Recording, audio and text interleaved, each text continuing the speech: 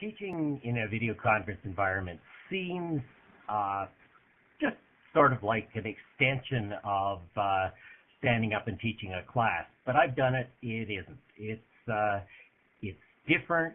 You have to prepare in different ways. You work with teachers all the time. What do you tell them about the differences between teaching face-to-face and teaching in a video conference environment? What to watch for and what to do and how to prepare? Yeah, there's no question that it's definitely different than teaching face-to-face. I would say the biggest way that it's different is something that's often referred to as transactional distance. Take, for example, if you are in a classroom with people physically there, your physical proximity next to them, you're able to make eye contact, there's an engagement level that simply isn't possible to create when done the exact same way through video conference. When you are viewing somebody through a monitor, it isn't the same as when they're actually face-to-face right next to you, or as they approach you, and are in that physical space with you. So from a social standpoint, that transactional distance can present a challenge for people who are new to teaching through video conference. So we look for ways to keep those participants involved in the video conference, as engaged as possible. In fact, teachers, I would suggest, have to work harder than they do face-to-face to keep the people they're working with engaged. That can be done a number of ways, through some of these peripheral technologies and the use of it, rather than just the quote talking head, which you and I are right now to each other. Rather than just use that, additional technologies such as the document cameras, such as the shared whiteboards, such as the data that's being sent through a computer, all these can help keep people engaged in a video conference environment. So that's a big one right there. Is student engagement is a really different thing when you're dealing with video conference, and the more sites you're dealing with, the greater the challenge is. It certainly can be overcome as long as you plan for that, and how you can engage those different sites in different ways throughout the video conference. Again, as I mentioned, managing multiple sites. When teachers are teaching face-to-face, typically they've got one group of people in front of them. Through video conference, a teacher might have a group of kids in front of them and one or two other, or more in some cases, sites through video conference. And it may be, a group of 10 students in front of them, a group of 12 students at one video conference site, and a group of 2 students at a different video conference site. Those are 3 very different audiences. All of them have different needs. And from a logistical standpoint, it requires sort of a thought around, how am I going to interact with these people? Do I interact with my face-to-face people first? Do I go to the opposing sites first? Do I interact with the 2 people as much as I interact with the 10 in front of me?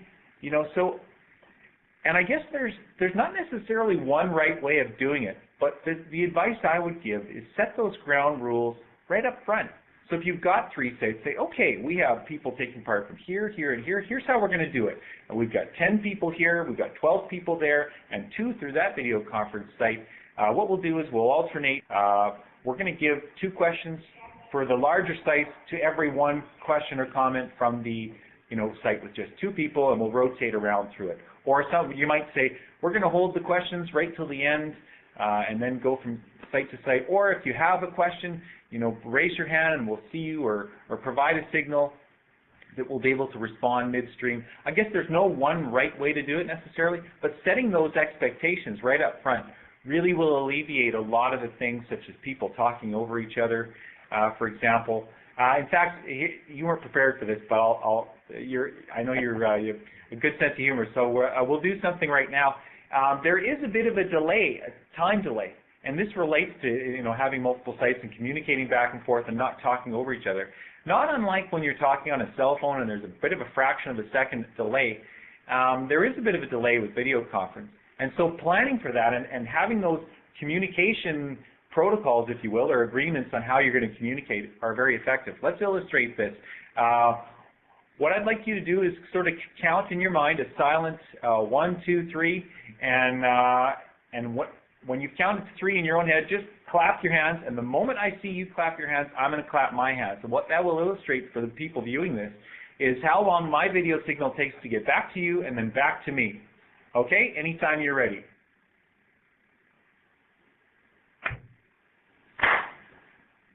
So it's a bit of a delay, as you can Yep. see, and that's enough to really interfere with communication a lot.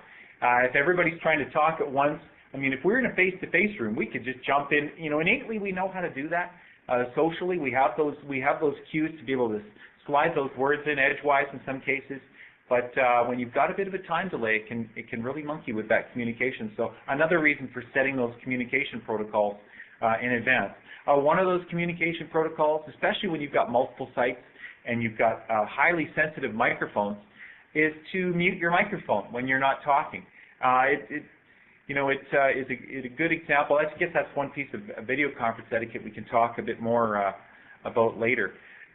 In terms of teaching through video conference and how it's different and some advice, I would also suggest that it's a little different, especially when you've got multiple sites or people that you're not in the same room with that you're teaching.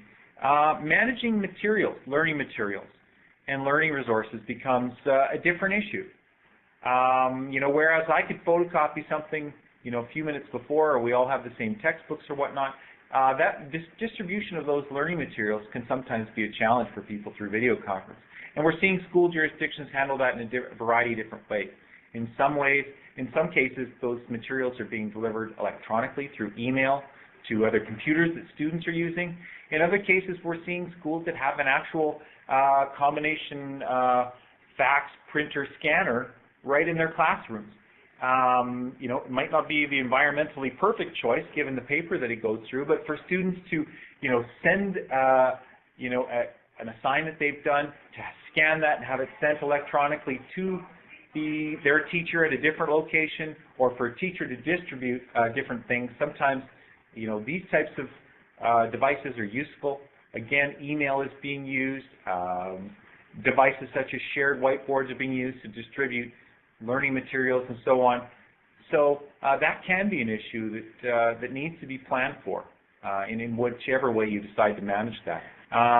Two other, I would say, issues as well. One deals with timetabling across multiple sites. If we've got 3 different schools connected together to teach a one class, the bells might not be at the same time. The timetable might not be at the same time. That's been a real issue for schools, and it requires a great deal of compromise and planning ahead of time to either shut the bells off in a certain room so it doesn't interfere with the flow of the lesson, or in other cases to align those timetables and allow, those schools to agree on that. And when it comes to busing in rural locations, it becomes a real challenge. But I would say it's definitely one that needs to be met. When we're seeing school jurisdictions have success in delivering full courses, this is one obstacle that they have quite purposely dealt with and overcome, are the timetabling issues.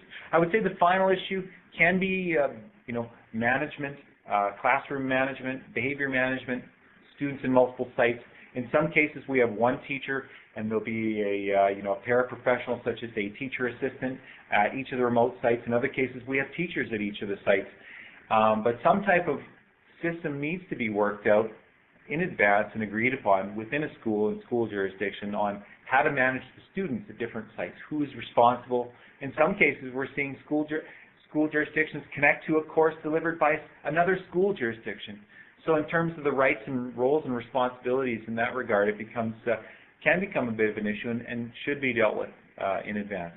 So those, the transactional distance, the managing multiple sites, and the communication protocols that go along with that, as well as distributing materials and agreeing upon timetables, those are all things that really ought to be dealt with in advance.